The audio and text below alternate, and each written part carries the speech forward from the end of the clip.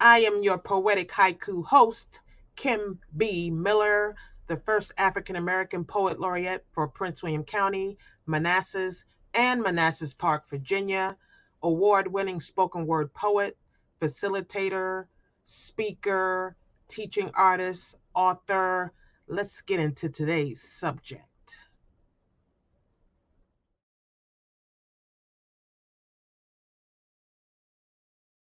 Here. Well, today's subject is dads, and not just dads, because we need to dispel some lies, some misconceptions, and some straight out manipulations. Let's go. You know, I don't waste much time. Now, every dad is not a deadbeat. Every dad did not have to be chased to become a father. There are several natural dads. There's some who had to learn. And every mother is not a natural mother. Every mother that had a child wasn't naturally maternal. Every mother who had a child didn't love it and receive it. Talking for real. There have been great dads. There's a lot of two-parent households that are both dads. There's a lot of single father households. There's a lot of married dads who have wives who are doing quite well, who rightfully and happily participate in their child's upbringing, their child's learning, and their child's development. Can we stop at this lie? All of them. The ones about black fathers too. Let's stop that. Oh, the black fathers are incarcerated. Black fathers don't care about their kids. I grew up in a two-parent household. My father cared deeply about me and my siblings, and he is deceased at this point, but I knew he loved me. There was questions in life I had, but his love was not one of them. My mother's love was not one of them. So this myth that the black father is always absent or never cares, is just some sort of deadbeat running around, is a myth. Am I saying it never happens? No, because there you go. You'd be like, let's bring the statistics chart out. Let's bring the statistics chart out. Let's do that. Let's do that. Because if you do your research, black fathers are very involved in their lives, and the statistics prove that to be true. But if we just keep barking the same talking points, then you can just point at black fathers and say, if they were there, their children would be the better. They are there, and their children are better off for their participation, just as they are with any other race, creed, religion, demographic that has a father. So, moving on from the myths, fathers deserve rights to their children. When you break up with the mother, that doesn't mean you break up with your kids.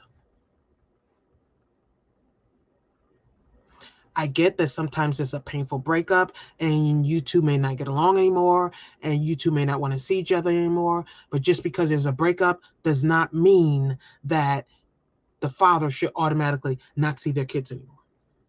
I said it. Now, if there's abuse and all that other situation, I am not talking about that. I'm talking about a relationship where there was no abuse. Abuse changes the dynamic, and I believe that should be handled on a case by case basis. For mom, too, by the way. Oh, yeah, the man is not always the only one who's abusive. Anyway, and abuse comes in many forms: physical, verbal, and unfortunately, so many others. Emotional. What I'm saying here, as parents, the mom and the dad both have equal parts in helping raise their children. I don't believe in 50-50. I believe everybody has equal parts. Whatever that equal parts is for your family is something you have to determine. But just because a woman has a physical connection to the child from actually carrying it for 9 months does not mean a man cannot have a connection to their child because they did not carry it for 9 months. And the court system has to be more realistic into where is a better spot for the child than opposed to just picking the mom because she's the mom. Because moms can be monsters too.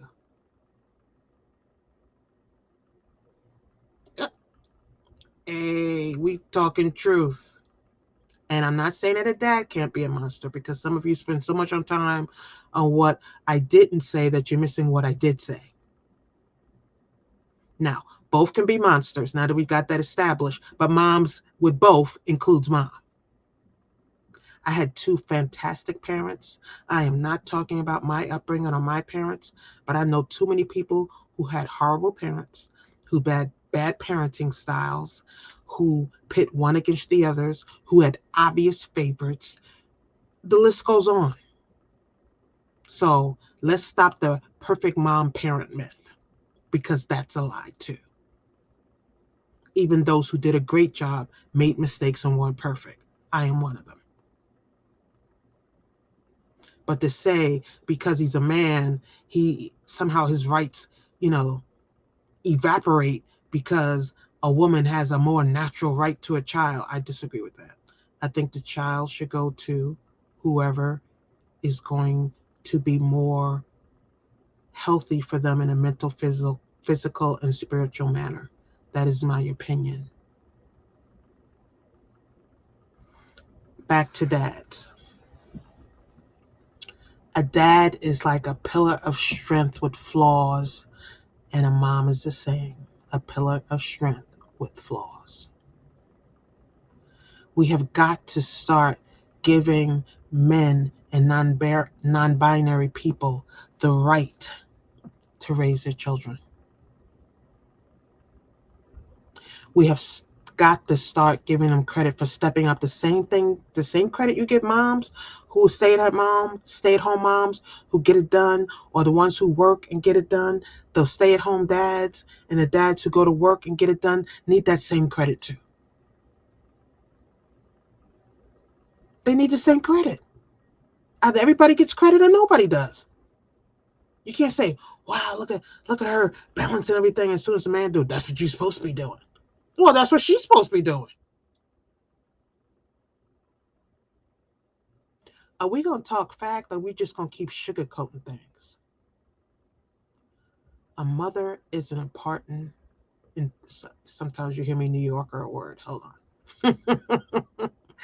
A mother is an important part of a child's life. A father is an important part of a child's life. Don't rip either away, being mean, callous, or trying to prove a point. The only point you're going to prove is hate is unlimited. Yeah, let's say that again. The only point you're going to prove is hate is unlimited and should not be limited. I've told you before on several podcasts, as one of my chemisms, you cannot teach hate and limit its use. You just can't. So you teach them to hate a parent, eventually they start hating things about you or start acting in a hateful way. You'd be like, well, where did this come from? I only wanted you to hate him. Well, it doesn't work that way. Hate is hate's like water. Once you put a drop in, the rest will come. So you can't go, hate him, but not me. It doesn't work that way. So you don't want to introduce hate into your relationship. So you say, okay, that's nice and good. So what if he's done something wrong? Okay. If there's a way that you need to explain it so that they don't feel like it's their fault, by all means explain it. But if you're doing it so that you can seem right, let's stop.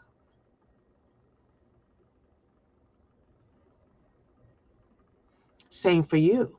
Are you going to explain your mistakes? Because if you're explaining his, you should be explaining yours. Yeah, how about that? Fathers, I see you. I've spoken to many of you. Some of you are not in the best relationships. Some of you have not had the best relationships. Some of you are trying to do right by your child, and your child has heard horrible stories about you that are not true, and some are true. And some you'd like the opportunity to explain yourself. You'd like the opportunity to be heard. And it's hard to counter the lies when the lies are believed over you. To have in the past spoken to a father who was trying to combat, sorry, again, I'm New Yorkering today, combat, go against the lies that the mom had said and the kids believed. And he fought for years. And unfortunately, I wish I can find his letter. I know I have it here in the house somewhere. He died, I believe, before he got the chance to see his kids again. And those stories honestly just break my heart. That these kids will never know who their father truly was because mom was holding a grudge.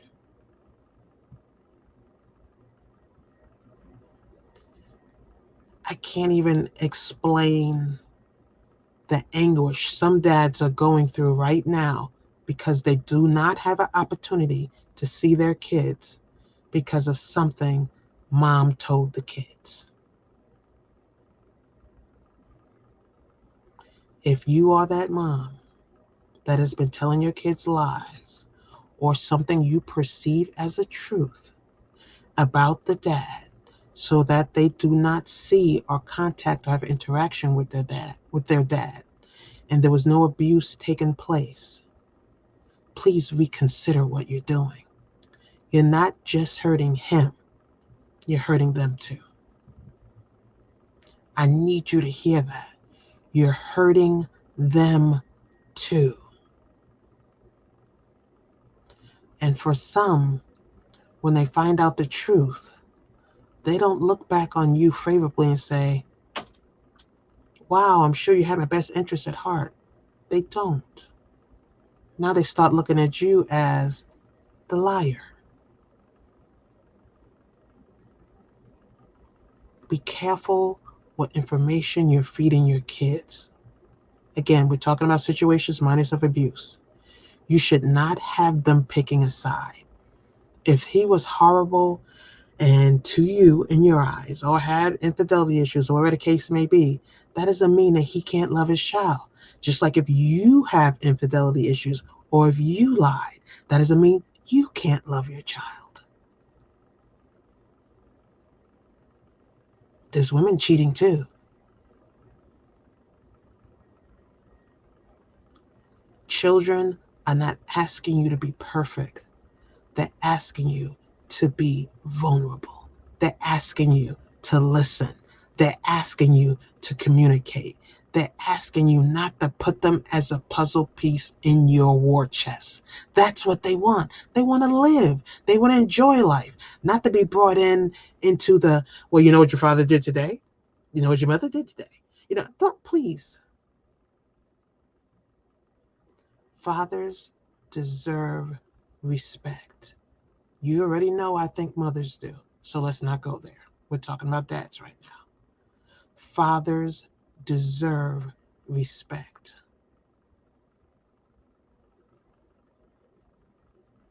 They're not just walking cash registers. They're not just there to pay child support. And let's be clear, some of them are the ones who have custody, and y'all aren't paying child support. I thought child support was so relevant for the child. Hmm, there are bad fathers. There are good fathers. There are bad mothers. There are good mothers. We're going to keep it perfectly 100 here. And we're going to be talking always about things that affect people. And the things that affect kids is parents fighting, especially in front of them. I get it that you disagree, and I get it that sometimes you're dealing with someone who is ridiculous. But your kid isn't ridiculous. And they don't understand the fight. They think they caused the fight. They think the fight is their problem. They think the fight is their fault. And that's the last thing you wanted for them. As a matter of fact, you're fighting for them, not against them. Remember that. You're fighting for them, not against them. So sit down and listen to them.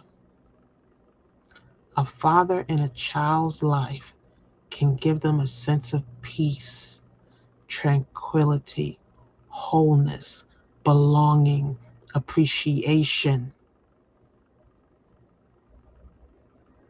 We already know that's true for mom. Again, we're talking about dads today. There's a completion there that mom gives. There's a completion there that dad gives. And the combination of them together is a beautiful thing. Whether it's two dads, two moms, one dad, if you brought them up together, let them have the completion of you two together. Let them have that completion. Again, stripping away abuse issues or anything else that may be conceived as abusive. Kids have learned to love us for a reason.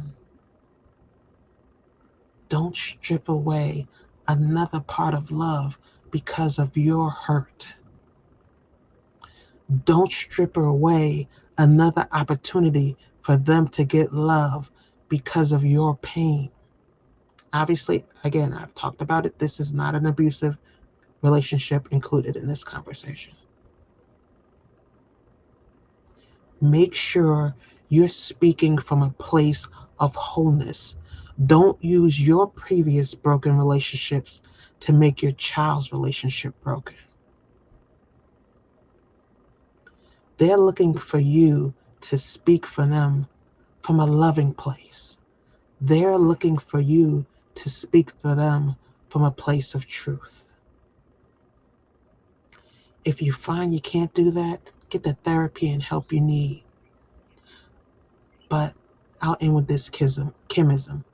Your child is not a pawn in your game of revenge chess. Again, let me repeat that. Kimism. Your child is not a pawn in your game of revenge chess. Get therapy, get help, include both parents. Dads matter. Embrace them.